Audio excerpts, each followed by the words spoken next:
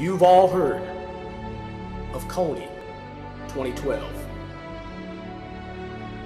And Rony 2012 turned out to be a phony 2012.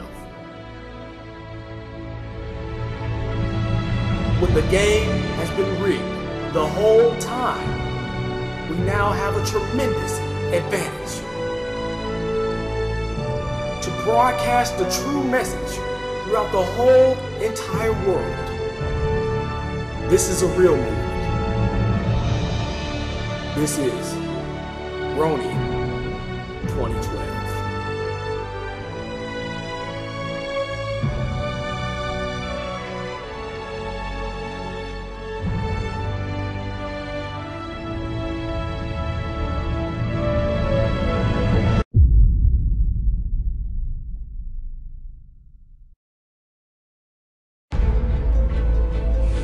The House and Senate have passed companion budget plans. It's a done deal now. The House has acted, the Senate has acted.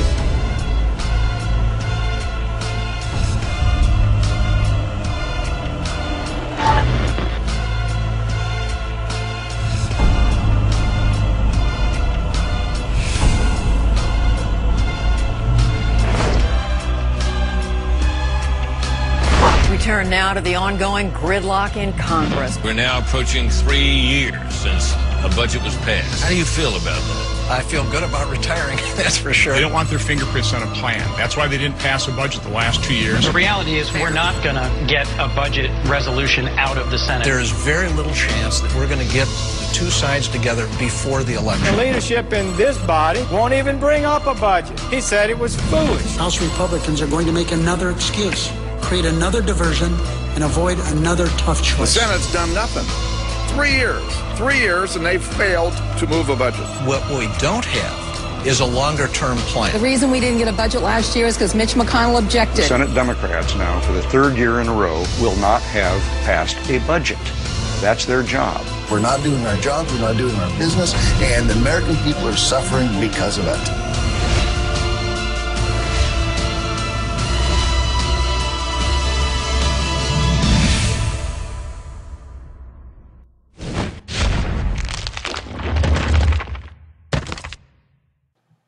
And there you see the problem.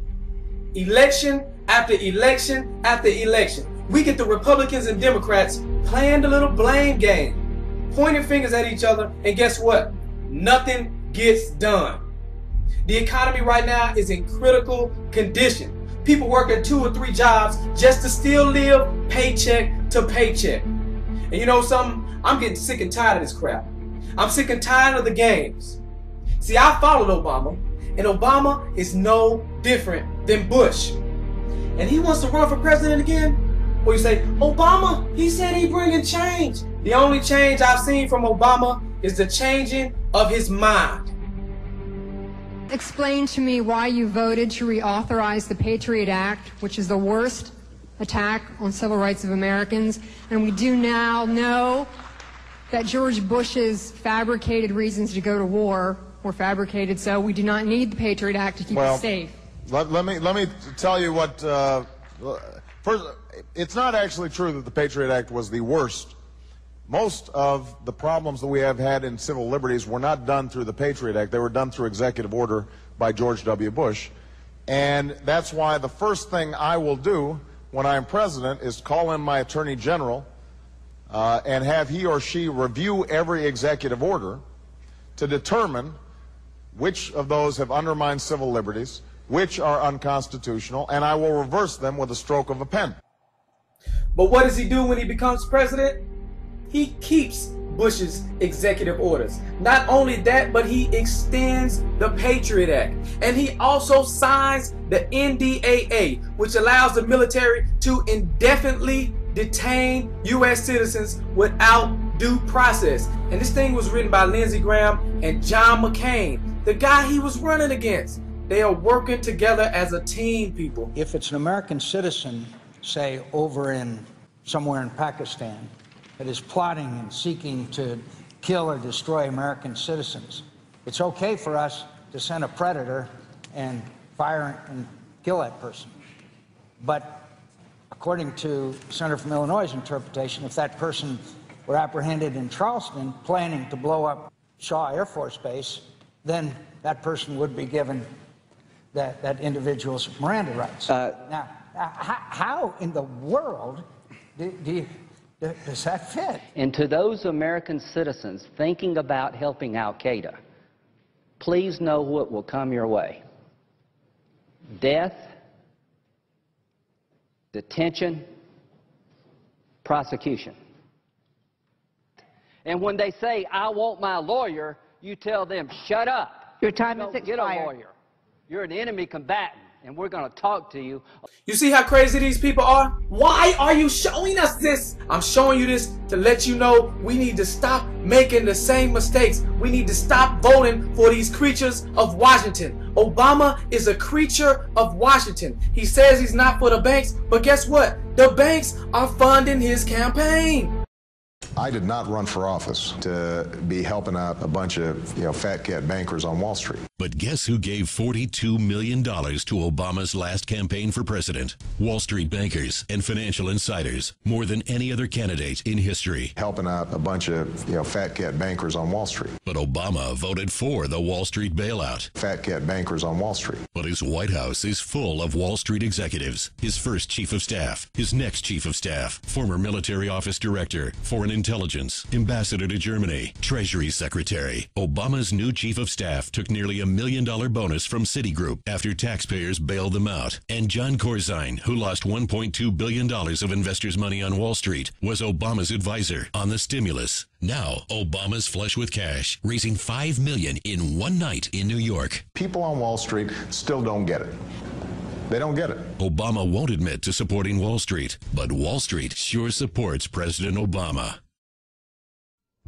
Now you're probably asking yourself, are there any other candidates I can vote for? Well, there are two other candidates. One of them, the mainstream media would love for you to vote for over Obama, but here's the problem. He's also funded by the banks. Mitt Romney is funded by the same banks Obama is funded by. You say that's a conflict of interest? Not really, because they're the same candidate with a different face. They are both creatures of Washington working with the same agenda. For example, let's ask Romney what he thinks about the NDAA. U.S. troops. Governor Romney, as president, would you have signed the National Defense Act as written?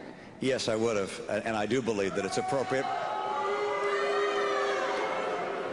to have in our nation the capacity to detain people. Let me speak very directly and candidly about where I stand. I will be a pro-life president. I believe that abortion should be safe and legal in this country. We do have tough gun laws in Massachusetts. I support them.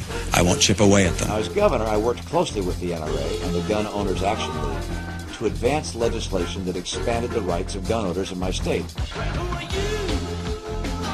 When the federal government expands at the kind of rate it's expanding, buy car companies, bail out banks, we have every good reason to be alarmed and to speak our mind. We didn't waste a lot of money right then. That was an investment made to try and keep a collapse of our entire financial system from occurring. So I like mandates. The mandates work. Beg your pardon? Here we, I didn't know you were going to admit that. The federal Constitution does not allow for mandates to be provided by the government. Oh, absolutely. You like mandates? Let me tell you what kind of mandates I like, Fred, which is this. If the ones you come up with.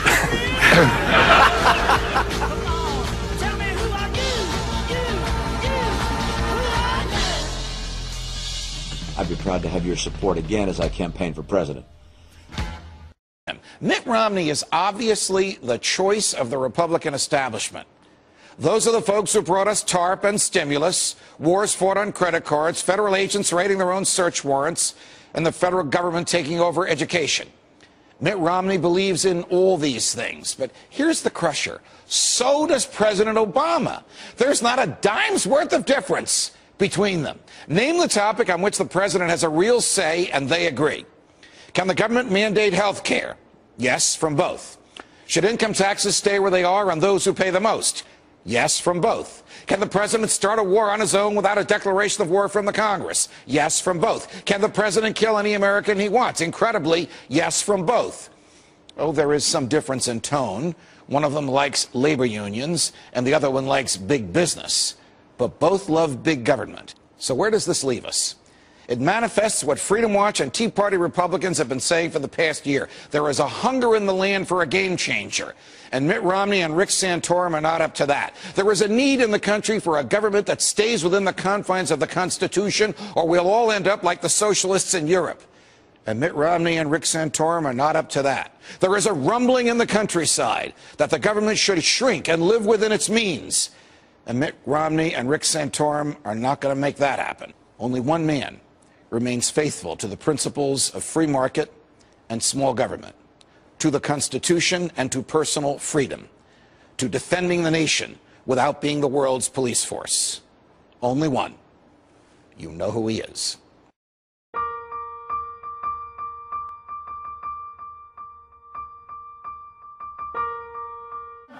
I want the American people to understand that I opposed this war in 2002, 2003, 4, 5, 6, and 7, so you can have confidence that I will be serious about ending this war.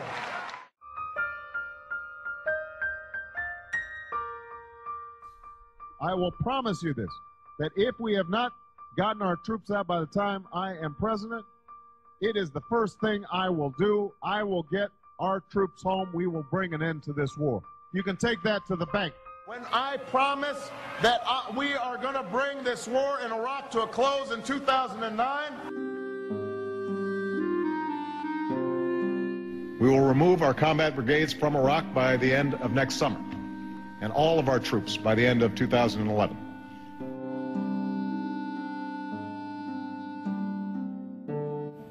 And as Commander-in-Chief, I have determined that it is in our vital national interest to send an additional 30,000 U.S. troops to Afghanistan.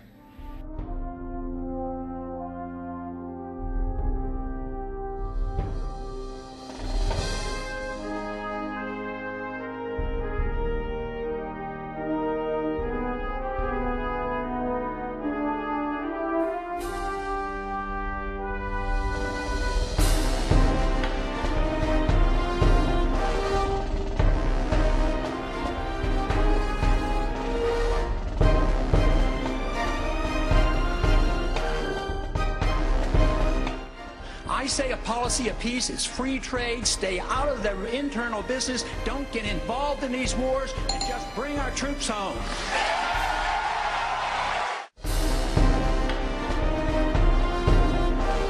Just come home. We just marched in. Just come home.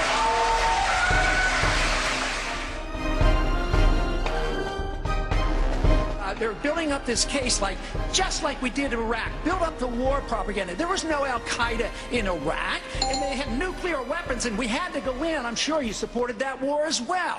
Okay. It's time we quit this. It's time. It's trillions of dollars we're spending on these wars.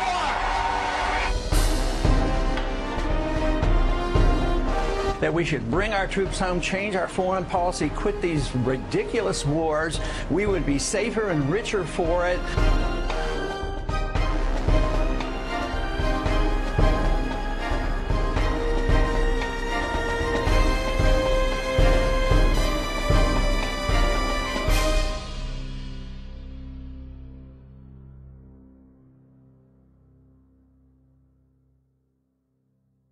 This presidential candidate, Ron Paul, he is the only one who seems to care about what's going on with the U.S. economy. He's the only one who actually has a plan within his first year to balance the budget. He's the only candidate who is against the TSA. The only candidate who is against the NDAA. He voted against it. Ron Paul, for his whole career, has been fighting for our rights, for our constitutional rights, unlike any other, never being bought off by the lobbyists. This man right here is not a creature of Washington. A lot of you haven't heard of him, and there's a reason why you haven't heard of him. It's because the media is bought and paid for by the elites, the creatures of Washington. They don't want you to hear about Ron Paul, and they try to discredit Ron Paul as much as they can. That's why we have this movement. Rony 2012. We have to make Rony famous. We have to make Ron Paul famous. We have to make this bigger than Rony 2012 because we have to get Ron Paul elected as President of the United States of America. Why don't you check out the opposition? Congressman Paul, yet another question about electability. Do you have any, sir? There's always the question as to whether or not you are, in fact, viable. Your differences... Ron Paul is a no one. Ron Paul really has no business being on stage. Paul cannot get elected, I'm sorry to tell you. He has just zero chance of getting elected. You have to win an election. What's success for you in this campaign? What's success? Well, to win is one is the goal. That's not going to happen. Do you know for absolute, or you want to bet your every cent in your pocket for that? Yes. I will bet you Ron Paul doesn't win one primary if he runs. Not one. Are you willing to sit here and bet me $1,000 for Wounded Warriors? Sure. Yes! All right, it's a ching. Breaking news. Despite all the manipulation of the media, despite all the cheating, Ron Paul wins 11 states. So you know what that means, right? Bill O'Reilly, pay up, cause you owe, bruh. But you know what? This ain't about Bill O'Reilly. This is about Ron Paul becoming the president. If Ron Paul can win California and Texas, he will become the GOP nominee. And he will go on to face Obama. And after that, he will become the president of the United States of America. So I'm here to endorse Ron Paul to become the president of the United States of America. Because Ron Paul is the only qualified man running. He is the only one who is not a creature of Washington. And I'm also here for a call to action. A call to action to every Ron Paul supporter. I'm talking about from the north, the south, the east, and the west. Doggone it, like the video. Make sure you share the video. Y'all, you're probably wondering, well, Ron Paul, he can't really campaign. He running out of money. He running out of funds. But that don't really matter because Ron Paul has the strongest grassroots campaign of all time. And I'll tell you why. It's because of the internet. It's because of YouTube. It's because of Google. It's because of Facebook. This is how we do it. The media has been manipulated, but doggone it, we got something that they can't stop. Yeah, you saw the Rony 2012 video. That was a whole bunch of bull crap. It was nothing but a scam. But this right here, this is a real movement. We can actually get something done. And people in other countries, you probably like, well, I can't vote for Ron Paul. But you can do this. You can make a Rony 2012 video. You can make a Ron Paul 2012 video. And you can like this video. And you can share this video all over the continents. You can do that. We can make a statement that way. Here's a reality check. In 125 years, all of us are going to be dead. And it's all about what we do right now. It's all about what side we was on. Was we on the good side or was we on the bad side, the oppressor side? Did we do something? Did we actually make a difference? Did we help to bring about a real change? Are you going to be on the right side of history? I hope so. I know, yeah, earlier when I said this was a movement, I didn't mean I was by myself on this. Mr. Chairman, good afternoon. I'm Major Christopher Miller of St. Charles County, United States Marine Corps, retired. I just served 27 years in the Marine Corps, retired less than a year ago, and moved here to Missouri. I've served multiple combat tours as an explosive ordnance disposal officer, disarming bombs and leading bomb disposal technicians in combat. I'm tired of these wars. Our Marine Corps is tired of these wars. The whole armed services are tired of these wars, and we're tired of these so-called Republicans and so-called Democrats that give us the same garbage, who are no different from one another. We are tired of it. Ron Paul is the only candidate who represents any change. We're tired of the Obama change and the Obamacare and all the other Obama garbage. I do not believe that Mr. Romney, Governor Romney, is going to give us anything else than more Obama garbage.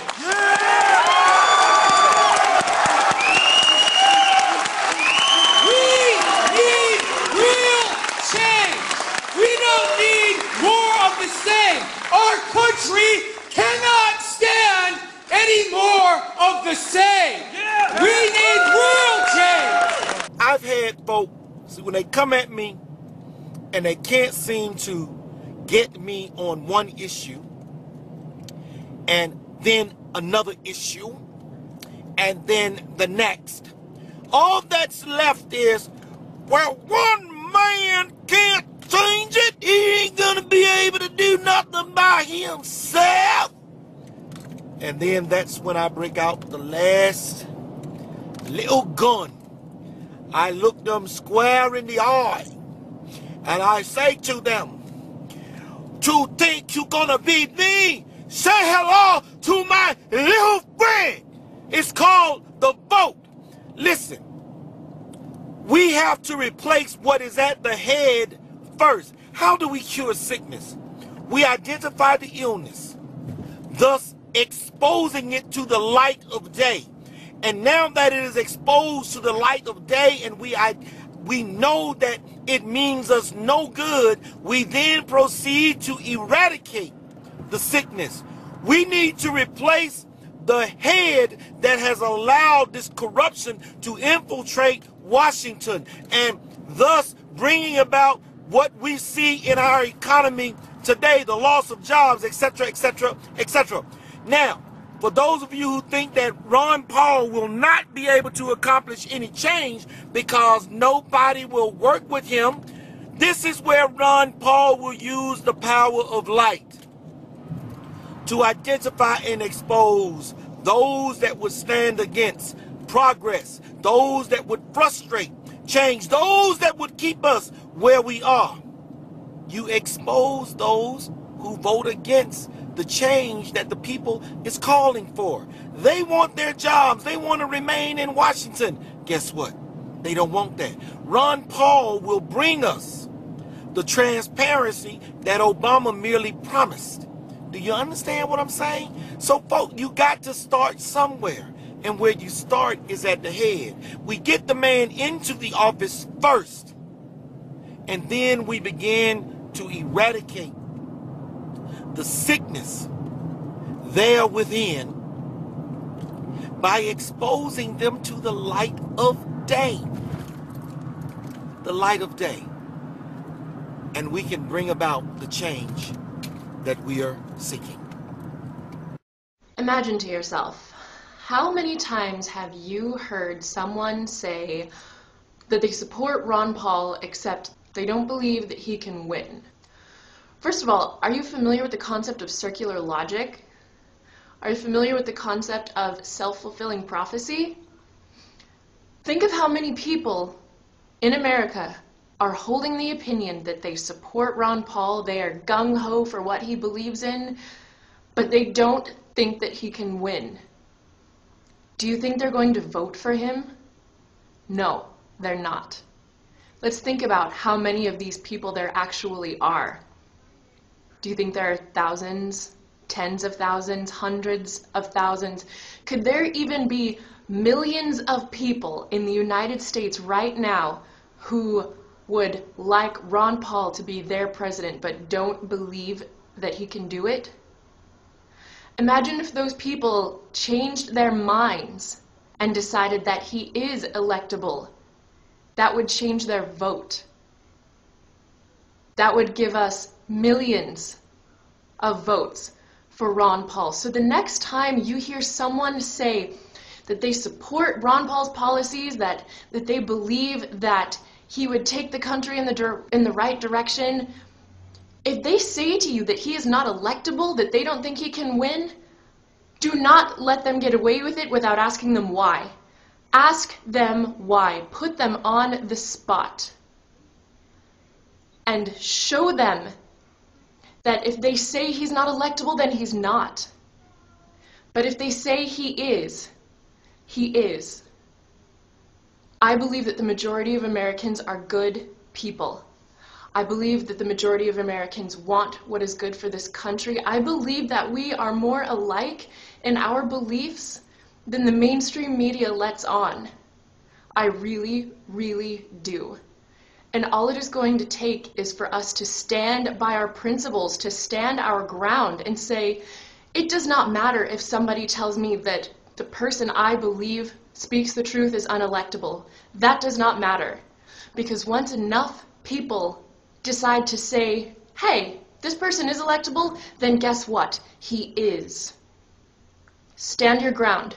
Stand your principles, and do not ever let anyone utter in your presence that Ron Paul is unelectable without asking them to justify why. He is electable. I truly believe there are millions of us. And all we have to do is stand by our principles. And Ron Paul, he is just a man, and a man is flesh and blood and bones. But that's not what we're voting for. We are voting for a message that America is completely starved for. We are starved to hear our founding message of freedom and prosperity, absolutely starved for it. We've gone so long without it. I am not voting for a man. I am not promoting a man. I am voting for and promoting a message. Spread the message. Wait a minute. That's it? That was anticlimactic. Well, I'll tell you why. Because that's not it. This thing is not over. See, you still have to make your video responses. And by doing that, Rony 2012 continues and continues and continues. Because, ladies and gentlemen, this is not a video. This is a movement.